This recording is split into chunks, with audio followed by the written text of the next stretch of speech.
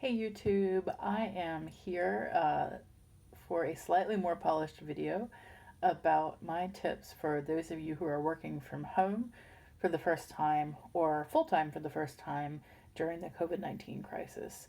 So I recorded a quick sort of from the couch video on this topic last week, but I wanted to put a little more thought into it and record something that might be useful to a number of folks. I'm going to focus in this video on a few different topics. I'm not going to talk about things like setting up your own office space or getting dressed for work because I am no good at those things. I work from bed all the time. I wear whatever I want to. So there are other places that you can get those tips. But I'm going to focus more on some apps you can use, some tech, and then just some like general suggestions for three areas. One is communication, how to communicate virtually when you're not used to that. One is going to be information, so how to organize information, do your own planning and scheduling. And then number three is going to be fun. How do you socialize and establish fun, whether it's with your coworkers or with anybody in this environment? So please feel free to comment below with questions if you have them. If there's things that I didn't cover in this video, I'm happy to make recommendations. I have been working from home full-time for about 6 years now, and work in a mostly virtual environment where most of my coworkers are from home, and so I have a lot of experience trying out different apps, different ways of doing things, etc. So that is going to be the focus of this. I will also note that my own experience is more of a quote-unquote office job as opposed to something like if you're counseling or teaching from home. You might have slightly different needs, but I'm happy to talk about your situation in the comments if you are curious. And I encourage you to subscribe to this channel if you're interested. I will do more videos like this. I also have an entire series that you can see in my playlists called Unproductive that is all about productivity for those who are not rich, straight, white men. So if you're interested in that, check out those videos as well. So we're going to start with communication. So a lot of these tips are going to be for teams, but it might apply to if you're in a smaller work environment. I think it's a good idea when everybody's working from home to establish some basic norms for audio and video. So for example, for accessibility, you know, in a more normal environment, I always encourage people not to take calls from coffee shops. In this scenario, they're probably not going to, but you might be in a situation where you or other people you're working with have kids around, have family around, have pets around that may be making noise that's unavoidable. So things like mute when you're not speaking, that is also really useful to avoid echo, or establishing norms like, are we all going to have our cameras on? Are we going to understand that some folks have to have cameras off? I personally recommend, for accessibility reasons, that you might encourage cameras, but that you shouldn't have a cameras always on norm, because there are likely some folks who, for whatever reason, can't be on camera right now. Maybe you're sick and in bed, but you're still working. Maybe you just don't have the spoons, honestly, to get fully dressed up for the workday. I would encourage teams and organizations to have some grace and be flexible about that at this time. But establishing those norms up front helps folks to move forward. Part of the accessibility thing, not just for people with disabilities, but for anyone really, is that it's important in a virtual environment to be explicit about asking for communication preferences and learning styles. So especially among the folks that you work with the most often, your direct team or a project team, it's a great idea to ask up front, how do you like to communicate? Are you more of a text-based person, audio-based, visual? How do you learn best? How do you receive information best? And if that doesn't align across the team, can we use multiple modes or can we switch back and forth so that everybody gets what they need? So one thing that I have noticed in a virtual environment is sometimes there's an assumption about certain styles over others. So like if you have a lot of extroverts, there might be the assumption that everybody prefers getting on a video, getting on a phone call, but in my case, as an introvert as well as somebody with auditory processing disorder, I process text better and I prefer to have things written down. So knowing that about me, my coworkers can make sure that at least if we do things in a meeting, that the next steps are always written down, and they understand that I'm probably going to follow up with next steps in writing because that's helpful for me. It's especially useful to know not just learning style and communication preferences. Oh, and by the way, communication preferences can also include things like, hey, if you don't hear from me in Slack within a couple hours, text me. Or, I prefer text after hours, but during the workday, I prefer email, whatever it is. But in addition to that, it's useful to just know your direct team situation or the people you work with most. What time zone are they in? Do they need to adjust when they can take calls, for example, because they have kids at home now? Or does it make it harder for them to have calls because they have kids at home? Are there people who are working part-time who used to work full-time because of this crisis? There might be adjustments that you need to know about. Maybe some people are working later or earlier than they normally do, so knowing that can be helpful. I think in general, when you're considering a meeting, when you're considering like how to do something virtual, it's always a really good idea to be explicit about the needs. So what do people need? And this can even be a general question to your organization about what people need in this time. Are they looking for connection? Are they looking for more structure? Are they looking for more ways to collaborate? Are they looking for prioritization from leadership? What are the kinds of things that people need? Once you know that, and it can also be more narrow, so what do people need from our direct team? Are people looking for regular meetings or not? What do they need? And then you can derive the actual purposes from those needs. So, for example, the purpose of a meeting might be we're doing a meeting that is explicitly for team building and relationship building. It's not about getting things done, versus we're having a meeting because we need to determine X decision point. This helps to reduce anxiety when people understand why they're in a meeting or why they are doing a particular thing. And you can also ask the question, is a meeting what we need, or is it better to communicate asynchronously, not necessarily in a meeting at the same time?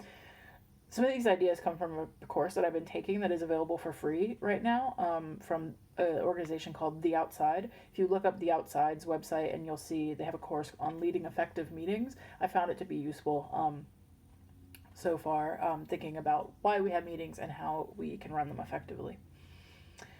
Keep in mind that in a virtual environment, long meetings almost never work. I've been in literally 8-hour orientation meetings where just nobody's paying any attention, and you're not going to know if people are paying attention. So I recommend capping at 90 minutes whenever you can, and then building in at least a 30-minute break before you come back if you do need to have a longer collaboration. Building in breaks is a great way to keep people's attention. You can, if you're using Zoom, which I know a lot of people are, there is a feature where you can actually see whether somebody is in the Zoom window or is clicked out, so you can get an idea of participation. It's up to you whether you would want to do that. Another thing is that I find useful when doing trainings or doing an interactive kind of meeting is to ask other people to share their screen. So for example, if I'm leading a tech training, instead of just showing everyone what to do on my screen, I'll say, hey, Julie, could you share your screen and maybe go over, try the steps yourself, and everybody can watch. This is one way to kind of force participation, if that's your goal. But again, build in breaks. Try to make some sort of water cooler time a part of your work. This is an adjustment, I think, for a lot of people from the norms about being in an office to the norms about being at home. So one thing I found is when I shifted from working in an office to working at home is that I was working pretty long hours from home, and I wasn't necessarily taking breaks, or if I took breaks, I would take myself off the clock. So the only time that I was accounting for was time that I was actively working, sort of like billable hours if you're in the legal profession. And doing that meant that I was putting in a lot more productive hours, but I was also exhausted because I wasn't having that like water cooler time where I was technically on the clock, but I was getting coffee, or I was talking to teammates, or I was using the restroom. It might be helpful to keep things equitable in the organization, to make norms explicit, like, hey, if you're taking a break of 15 minutes or less, no reason to jump off the clock. Hey, it's fine as a part of your work time to socialize on Slack, or have calls where you're doing relationship building. That should be considered part of your work if it's with your coworkers. because some people like me might make assumptions that that is not part of work time, and therefore the situation is inequitable because they are billing fewer hour billing putting down fewer hours, and therefore that fair how much work they're doing. This is obviously going to be different if most of your employees are hourly versus salary. There are going to be rules about that, but I'm more talking about a salary situation in this for this tip. Keep in mind that Zoom and other tools like Zoom can be great if you need voice or video chat, but keep in mind that not everyone views those the same. So one thing I found is that people will often say, oh, we need to use video chat because it's more relational. We need more relational time. And not everybody agrees that is more relational. This gets back to knowing somebody's communication preferences. If you're particularly shy, if you don't like being on camera, if it's hard for you to process things quickly, you might not find that this is the most relational way of being. You might actually be more yourself and open up more in something like Slack. So just keep in mind that that's not always the same. It's also totally okay to have optional opportunities to connect, so that like the extroverts or the people who are external processors get a chance to communicate via video, whereas others might prefer a text-based style of communication. So opening up multiple channels can be really good. Some things that can be particularly good in a live video chat include brainstorming, kind of free association, or just building connection. Those things tend to work well on the fly when you're chatting together. But if what you're trying to do is create a new structure, if you're trying to implement something, then often something like working in a collaborative document or in a Slack channel might be more appropriate. It's a good idea to learn about the difference between an internal processor and an external processor, which are terms that I only recently, maybe a few years ago, learned about. I realized that I was an internal processor when somebody got on the phone with me, wanted to hop on a quick call, and I was kind of confused because I thought he would just email me what he needed, and he wanted to talk out on the phone how I would implement something technologically, and I was extremely flustered, and I was thinking, I sound like an idiot right now, but you haven't given me time to think about this. That's an internal processor. It's somebody who needs their own quiet solo space to think through something before they can talk to you about it. Whereas external processors do better by talking things out and actually can make decisions and come to solutions out loud. Knowing which one you are and knowing which one other people you work with are can be really helpful. You can set up space for the external processors to collaborate with each other, and then give internal processors solo time to reflect. Even in a single meeting, you can do this. You can have a 10-minute period or a 30-minute period where you say, hey, if you're an internal processor, go ahead and just mute yourself, turn off your camera, and do some internal processing. External folks, we're going to go to a breakout room where we can work together. As far as the actual tools, so getting to the end of the communication portion of this video, tools that are useful, Slack, I've mentioned a few times, or Discord, which is more the kind of personal version. It came out of the gamer community. Those are two different apps that allow you to do asynchronous communication, where you can set up different channels. You can also direct messages, and you can message somebody, they get back to you later, but you can also live chat there. So it's kind of a replacement for both email and instant messaging systems. When you have Slack in your organization, it cuts down a lot on email, and it tends to work very well for quick questions. But you do need to establish norms if you're going to use this in your work. Then, what are the channels that you expect people to check regularly? Do you expect people to check things regularly? How often should they check Slack versus checking email? These are good things to establish. I do find that Slack, though, is super, super useful. And then you can get a free Slack account and use it for if you're a smaller business or what have you. You can use Discord for personal. Something like Zoom. Zoom is one of the better, I've found, live chat services, but there are other options. Google Suite is great for collaboration, so Google Docs, Google Sheets, Google Slides. If your organization is still using Microsoft products and emailing files back and forth, try to get people on Google Suite. If you have it for a business or a nonprofit, there's lots of security settings and things, so you can make sure that it's just as secure as hard copy files would be.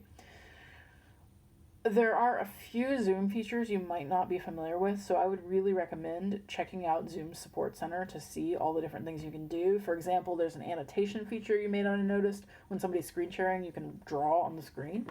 So if you're somebody who tends to whiteboard, you can do that in Zoom. There's breakout rooms, which are super useful for meetings, being able to say, hey, we're going to break out into pairs or small groups. And then there's a feature where you can mute everybody if you're the host. So if you've got weird audio stuff going on in the background, just mute everyone at once. So I would recommend like checking out those features. The last thing about communication is that I think strong messaging from leadership is essential where that's applicable if you're in a large organization where there is a leadership structure. So if your leadership is not communicating with you and you don't know what's expected in this time and how you're supposed to communicate, then ask. Maybe they don't know that they should be putting out some sort of a memo or video to let staff know how we're operating in this time. So the next section, which will be a little bit shorter, is how you organize information. So I strongly recommend to take some time to think about how you plan, how you're going to access information, how you're going to schedule in this environment, because it may be different. And taking that time on the front end to just think about your own needs and your own priorities can be extremely helpful. If you are struggling with staying organized, if you're someone who is working from home, I've heard this a lot, and you're not working the way you used to, maybe you have more distractions and you're having trouble staying organized, there's a few sort of classes of apps that I would consider. One is a task management app or a non-digital task management system. So you can use something like Asana or Trello. Those are two of the more popular ones. Trello is a Kanban style, so it has like lanes. If you've ever seen the thing where you take Post-it notes in lanes and you start with like everything that's to do, and then it's like in progress, on hold, completed, and you can move the Post-it notes. You can do that on a giant wall, but Trello is a digital version of that. Asana is more of, it's also a task management app, but it's a little bit more traditional. Those are good ones. Asana, especially for collaboration. Actually, either for collaboration. If you need something a little bit lighter, remember the Milk is one I know of, and there are a lot of other really light to do applications. Or you can actually just use a paper method. A lot of people find that having a to-do list in front of them on their desk is the best way to do it. You can use little icons to yourself. So besides crossing things off or checking them off, some people will do an X for completed, but a single slash for in progress. So if there's one slash, you know you're working on it. You can do a little arrow that means transfer to the next piece of paper. So it's a good idea to like keep recycling those pieces of paper. You don't want to paper that long. When you get to the bottom of the paper, go to a new paper and then transfer the things that aren't done. That's one way to do things. But having some sort of task management can be extremely helpful. And I rely on that heavily in my work. You might use an app like Toggle for time tracking. It's Toggle with no E.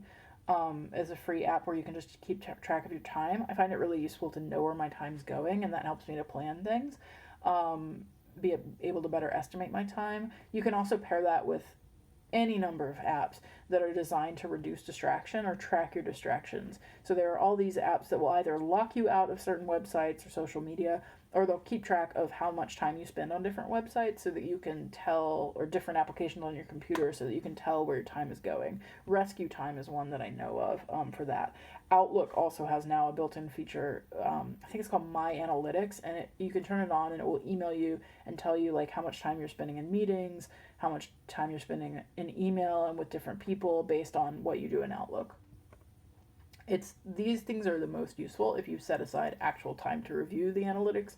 So like if you use Toggle after a couple of weeks, check to see where your time is going and how, whether that's what you want or not what you want, and how you could adjust to make that better.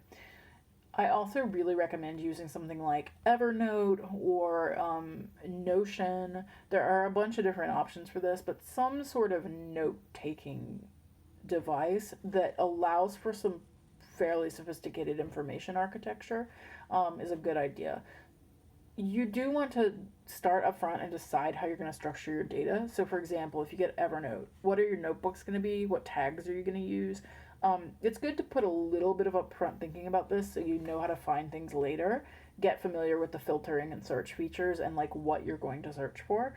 But if you put in that time, having an app like that can be really good before, you might be getting a lot of information right now about how we're doing things differently, what's going on during COVID, who's doing what, and you need a place to dump all that so that you can reference it later. You may also just want to revise your general email and calendaring norms at this time. So, like, when do you check email and how often? Um, what are your working hours in Outlook? Are those up to date?